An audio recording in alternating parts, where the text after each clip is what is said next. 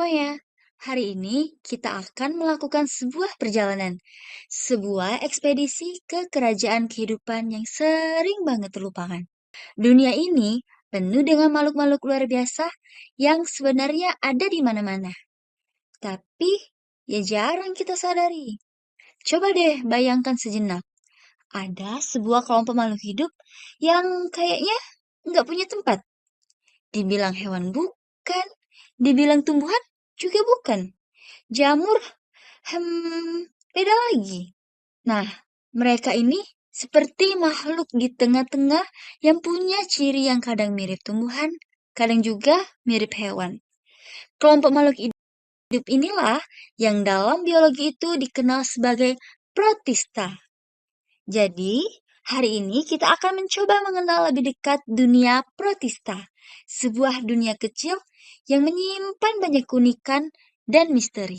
Jadi, siapa sih sebenarnya protista ini? Gampangnya gini, bayangin mereka itu kayak laci serba ada di pohon kehidupan.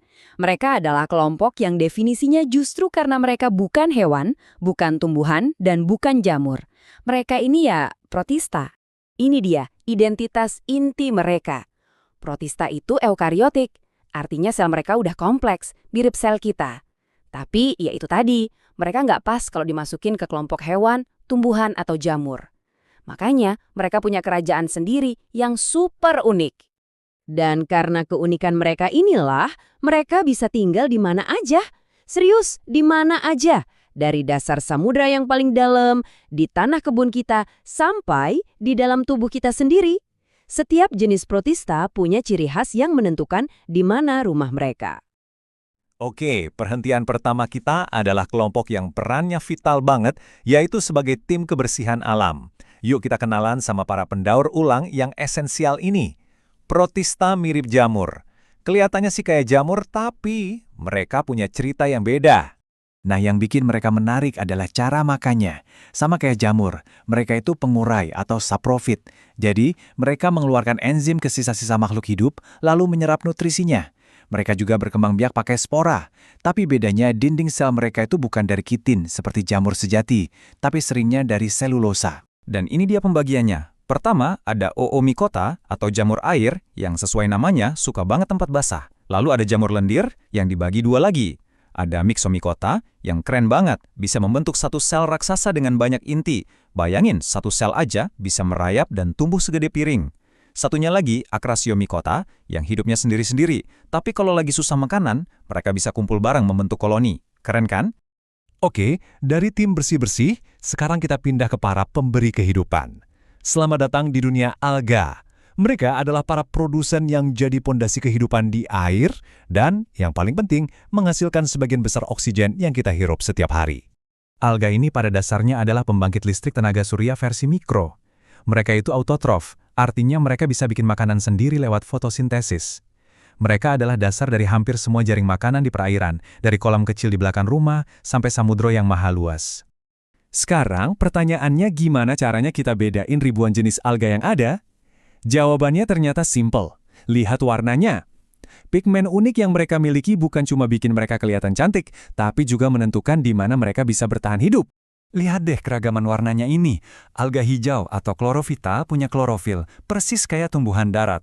Alga coklat, phaeophyta, yang mungkin pernah Anda lihat sebagai rumput laut raksasa, pakai pigmen fukosantin buat menyerap cahaya di perairan yang lebih dalam. Dan yang paling jagoan, alga merah, rhodophyta, punya phycoerythrin yang bikin mereka bisa fotosintesis di kedalaman laut yang hampir gelap gulita. Setiap warna adalah sebuah adaptasi super. Perjalanan kita belum selesai, kita lanjut ke kelompok terakhir, yang paling aktif dan bisa dibilang paling ganas. Inilah para pemburu di dunia mikro yang kita kenal sebagai protozoa. Mereka adalah predator bersel tunggal. Jadi, ini poin utamanya. Kalau Anda mau paham soal protozoa, kuncinya satu, perhatikan cara mereka bergerak. Alat gerak mereka itu menentukan segalanya, mulai dari cara hidup, cara berburu, sampai cara mereka berinteraksi dengan lingkungan sekitarnya. Slide ini menjelaskan 4 kelompok utama dengan sangat baik. Ada Rhizopoda, contohnya Amoeba, yang pakai kaki palsu buat merayap dan memeluk mangsanya. Lalu Flagellata, yang berenang pakai ekor kayak cambuk. Ada juga Ciliata, yang seluruh tubuhnya ditutupi rambut-rambut ketar kecil buat bergerak dan menyapu makanan ke mulutnya. Terakhir, sporozoa. Nah, mereka ini nggak bergerak sama sekali, karena hidupnya sebagai parasit yang numpang di inangnya. Nah, setelah kita kenalan sama 3 suku utama protista, yaitu yang mirip jamur, mirip tumbuhan, dan mirip hewan, yuk kita mundur sedikit, kita lihat gambaran besarnya, dampak luar biasa dari kerajaan tak terlihat ini bagi dunia kita. Ini ringkasan yang sempurna banget. Protista mirip jamur, itu pendaur ulang. Protista mirip tumbuhan, itu produsen. Dan protista mirip hewan, itu konsumen. 3 peran ini, kalau digabungkan, menjaga keseimbangan ekosistem kita dengan cara yang sangat fundamental. Terus kenapa ini penting buat kita? Coba tebak, lebih dari separuh oksigen di bumi ini ternyata dihasilkan oleh alga. Selain itu, mereka juga jadi dasar industri makanan. Pernah makan agar-agar? Itu dari alga merah. Bahan pengental di es krim atau pasta gigi Anda bisa jadi dari alga juga. Mereka ini pahlawan tanpa tanda jasa bagi planet dan juga ekonomi kita. Tapi, ya tentu saja tidak semuanya baik. Sama seperti di kerajaan kehidupan lainnya, beberapa anggota protista ini bisa berbahaya. Jadi, penting banget buat kita untuk paham resikonya dan gimana cara melindungi diri kita. Ini adalah siklus hidup sederhana dari sebuah patogen. Jadi, protista parasit itu masuk ke tubuh kita, biasanya lewat air yang kita minum atau dari gigitan serangga. Begitu di dalam, mereka berkembang biak dan mulai menyebabkan kerusakan. Kunci untuk mencegah penyakit adalah dengan memutus siklus ini.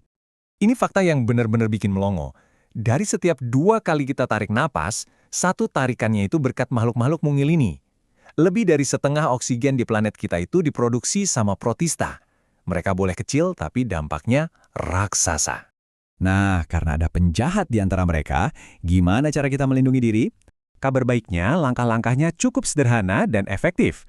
Pertama, pastikan air dan makanan kita bersih. Itu nomor 1. Lalu, kalau ke daerah tropis, hindari gigitan nyamuk.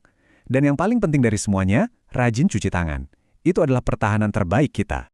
Jadi, kutipan ini benar-benar merangkum semuanya dengan pas. Kerajaan yang sering kita lupain ini ternyata adalah salah satu pilar kehidupan di bumi. Mereka kerja dalam diam, tapi peran mereka itu fundamental banget buat kita semua bisa bertahan hidup. Perjalanan kita di dunia protista emang udah selesai, tapi ini baru permukaannya aja loh. Dan ini ninggalin satu pertanyaan besar buat kita renungin. Kalau protista yang nggak kelihatan aja punya kekuatan sebesar ini, kira-kira makhluk mikroskopis apa lagi ya yang mungkin lagi diam-diam mengatur dunia kita tanpa kita sadari?